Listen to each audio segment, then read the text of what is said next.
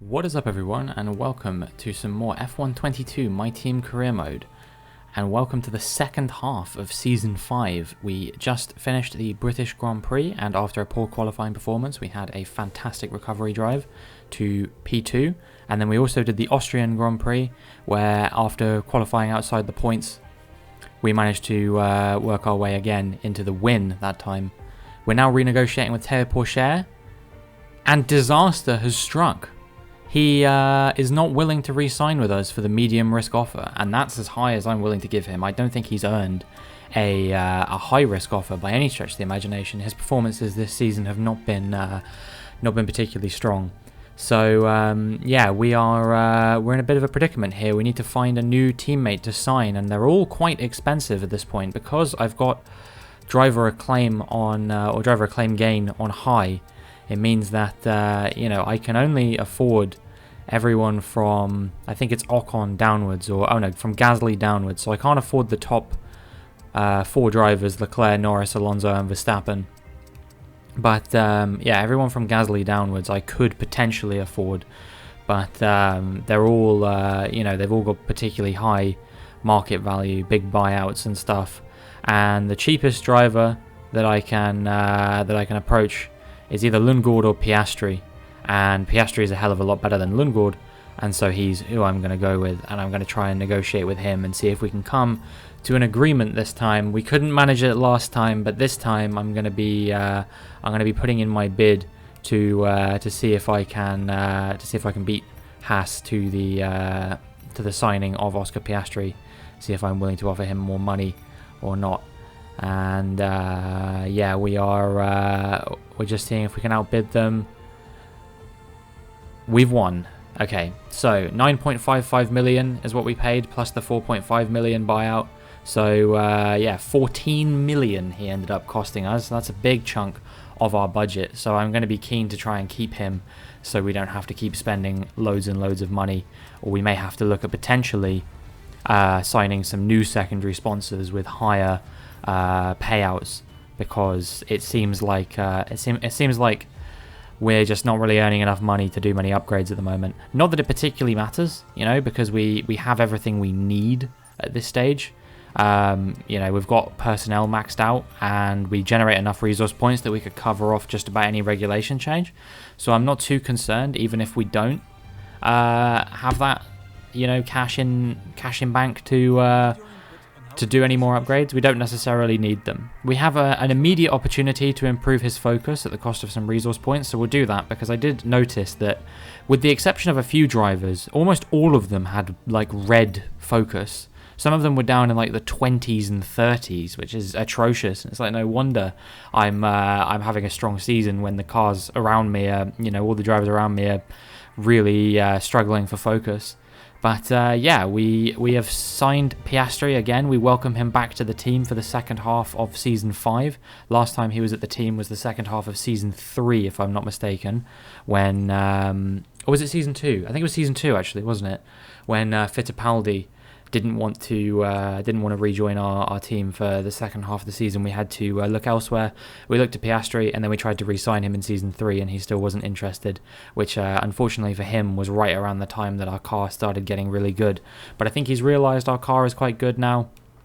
He's had 17 points this season already in that Haas, and yeah, there's been a few changes. The Haas seat has been filled by Robert Schwartzman instead of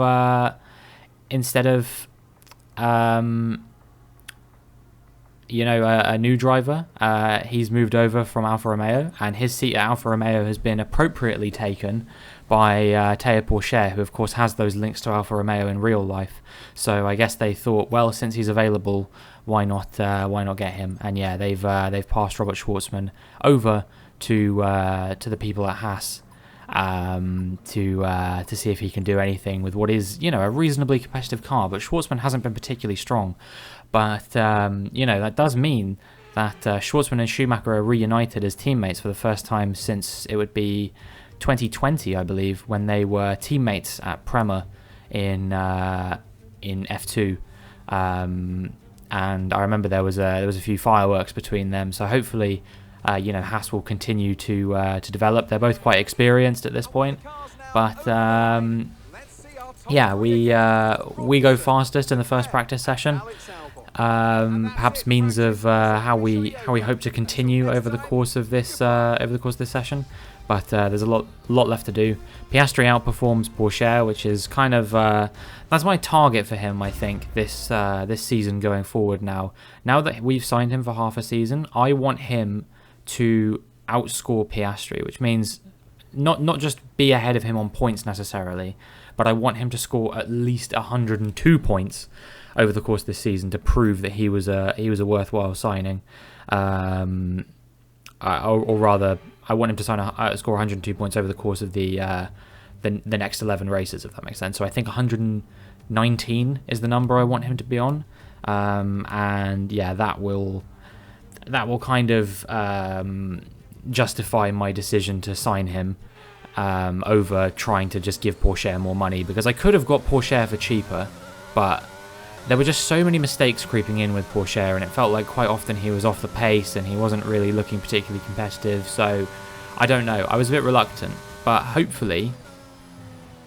we should be able to have a good season with Piastri. He actually went fastest in that session, so that's pretty impressive. We were 15th by comparison, but I did only do one run, as you could probably tell there. It was a 1:29.3, which I think we're going to need to improve on if we want to make it through to Q3. But I definitely will have the pace. It wasn't the fastest run I've ever done. I just wanted to save the tyres and see if we could make it through. But yeah, now we're moving into Q2, and we'll see if we can do a slightly faster time. We do our first run on a set of used soft tyres, just to save our tyres for later in the session. And again, it is a 1:29.3. It does set us on the fastest time for now, but I dare say we will have to improve. The only problem with improving is that I accidentally, when I was speeding up time, sped through too much time. And as a result, I have led to my third Q2 elimination in succession. You know, I didn't make it through in Britain, I didn't make it through in Austria, and now I haven't made it through in France, which is really disappointing because this is one of my strongest circuits at the moment, I'd say, probably. I won here last season, so yeah, that is not really what I wanted to see, but we're going to have to try and recover this in the race. It's quite difficult to overtake around here. There is a big long DRS straight, but it quite often leads to trains more than it leads to overtaking, in my experience. It's one of the reasons why people say that France is quite a boring racetrack, is because generally there's just there's not a lot of potential for overtaking around here. So yeah, I think I'm really going to struggle potentially, and I'm going to have to do everything I can to try and get ahead of these guys. And to throw an extra spanner in the mix, there's also going to be some rain at the end of the session, I think. So we'll have to see what happens when we get into the race. Welcome from the Circuit Paul Ricard, current home of the French Grand Prix, an event dating all the way back to 1906. Now, it's been held at many venues over the years, with famous moments from Dijon and Manicourt the feature of many a highlights reel. So let's hope we see more of those in the race today. A lap of Paul Ricard then consists of 15 corners and a total length of around 3.6 miles. Drivers will need to position their cars carefully on the exit of the flat-out turn 10, ready for the double apex right-hander at 11. Watch out for potential overtaking action at the end of the start-finish straight and into the heavy braking zone of turn 8. So with the race not far away from starting, here's what today's grid rundown looks like. Oscar Piastri lines up on pole position, and it's Charles Leclerc in P2. Considering the rest of the grid, we have Norris, Sainz, Max Verstappen and Ricciardo, Gasly, Joe, Fernando Alonso and Esteban Ocon, Robinson, Russell, Mick Schumacher and Perez, Schwartzman, Albon, Yuki Tsunoda and Christian Lundgaard, Théo Pourchaire, Stroll, Latifi and Kevin Magnussen fills the last spot on the grid. It's almost time for those 5 red lights to go out then. Let's see who can prevail today. Natalie Pinkham, a lot of talented drivers out on the track today. But what will stand out for you? My focus is 100% on the front of the grid. Like you said, we're seeing a lot of strong competition across those positions, so it'll be so interesting to see the fight for that front spot. Personally speaking, I'm hoping for plenty of overtakes.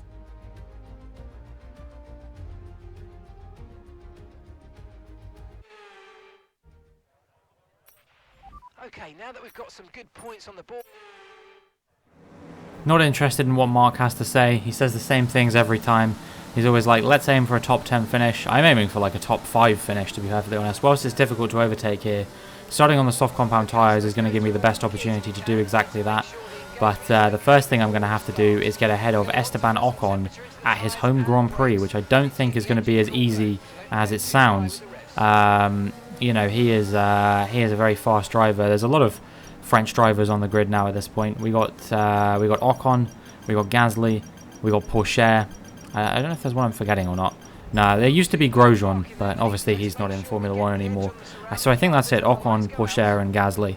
But yeah, they're all going to be gunning for a good result here. So I'm going to have to do everything I can as the lights go out. And it's a pretty good start, I would say. You know, we are on that better compound of tyre, obviously, but Ocon is fighting back a little bit here, and we've also got Schumacher trying to go up our inside here, so we're going to be in the middle of a bit of a sandwich as Schumacher gets kind of squidged to the inside of the corner and ends up having to cede the position.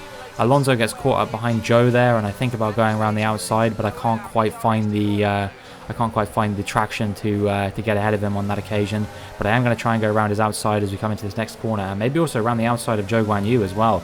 Absolutely fearless overtaking here, and I've managed to pull off both of those overtakes, which is yeah, really encouraging to see that we've got that kind of grip on these soft compound tyres.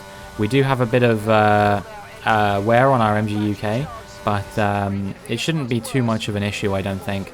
It should be possible for us to finish the Grand Prix. But yeah, we're already up into P8, which is really good to see. And now I'm going to try and close down the cars in front. You know, Gasly, Ricciardo. I think if I'm not mistaken, Piastri was on pole, and he's already fallen down to P3. So not fantastic from him. It's a bit of a repeat of what happened in the British Grand Prix, where he got pole as well in that Haas. But you know, now he's in a front-running car. I'm really curious to see what he can do. Maybe he can win those positions back. But you know, it's going to be tough. There's a lot of really fast drivers around him, and you know, he's got to showcase all the pace that he's got to make up those positions. Yeah, we're going to try and get ahead of Gasly sooner rather than later. But like I said, if you don't get ahead of cars on the first few laps, it really does just become conducive to sort of, you know, a train forming, and it becomes way more difficult to make those kinds of overtakes in any kind of time. You know, you just gotta have to sit back and wait. And as you see now, as we move on to the start of lap 5, Gasly has got ahead of Ricciardo, but I have stayed pretty much exactly where I was. I haven't managed to make any kind of positions, and with the DRS and everything, I just, you know, I can't seem to make any progress towards these guys. They have a lot of traction out of this corner, which means that by the time that we get to the braking zone, I'm not quite close enough to them, and then I fall off quite dramatically through this section, sector 3 in particular. You know, they move up to about sort of 6/10 ahead of me or something like that, and it's only once we get to this zone that I'm like 4/10 behind again. And yeah, we're in just a DRS train which goes all the way up to Verstappen, who's now in 3rd. He's got ahead of Piastri as well. So yeah, we're kind of stuck in a bit of a train which, you know, extends all the way from sort of 3rd down to 11th with Sergio Perez, I think. And yeah, it's not an ideal scenario that we find ourselves in at the moment, but hopefully we can make up a few more positions throughout the course of the race. Like I said, we're targeting P5. I definitely think it's still on the cards, especially when we change tyre compound. We're getting to the point where you know, the mediums are starting to become the better choice of tyre than the softs. They are potentially looking at a problem, which wouldn't be great, but again, like, I'd much rather it happened in a race where I was not looking particularly competitive than a race I was, if that makes sense. So if this is a DNF, it would be frustrating. It would allow Norris to catch up to us quite significantly. I think he's currently in 2nd, but you know, as far as DNFs go, this wouldn't be the worst one to have. So yeah, we'll see whether it happens or not. But yeah, okay, so it It has been a DNF, but like I said, it's a gearbox failure, I think, by the looks of things.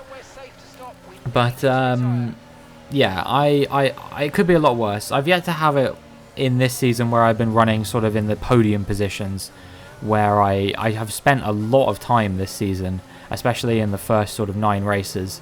After Canada, my form's kind of trailed off a little bit. I know I won a race just now, but especially with like qualifying and stuff like that, I've not been on the best run of form, and that's where a lot of my DNFs have been you know, within. So I'm not too disappointed. I would be much more disappointed if I was, you know, a lot further up the grid, or I'd invested a lot more time into this race. But because we were only in, you know, lap 6 and I was still only in P8, I'm not too upset with that.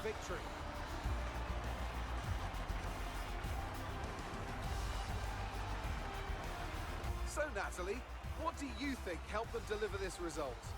I think that smart tyre management on track and very smooth driving definitely assisted in their victory today. That combination meant they got the absolute maximum out of their tyres at all times.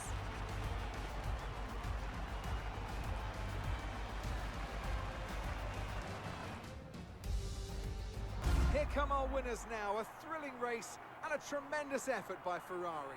Their history is well known, so it's no surprise to fans the world over to see them come out on top once again.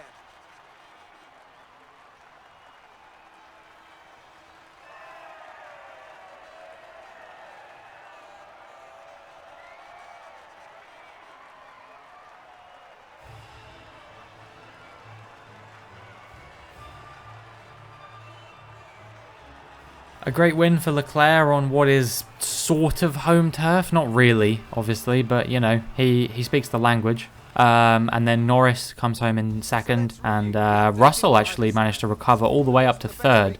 Piastri getting back into fourth, so not a bad race from him in the end. And yeah, we're only 20 points ahead of Norris now, so we're gonna have to really push quite hard if we want to make sure that we don't lose this lead on the championship. We're not too far away from getting into the stronger portion of my season. Belgium and Zandvoort are some strong tracks for me, so if I can start getting my qualifying form together, we could be looking at extending that gap a bit more. Monza never goes well, and then we're moving into a few more difficult tracks like Singapore and Suzuka, which I'm not too keen on, but they shouldn't go too badly. And then we move into probably the strongest part of my season after that. You know, we've got Mexico, Portugal, Brazil, Abu Dhabi. I love those tracks, and I usually do quite well around them. So yeah, not a bad outing for Piastri's first race with the team since season 2. But hopefully he can improve on that, and if he does get another pole, hopefully he can convert that into a win, or at the very least a podium.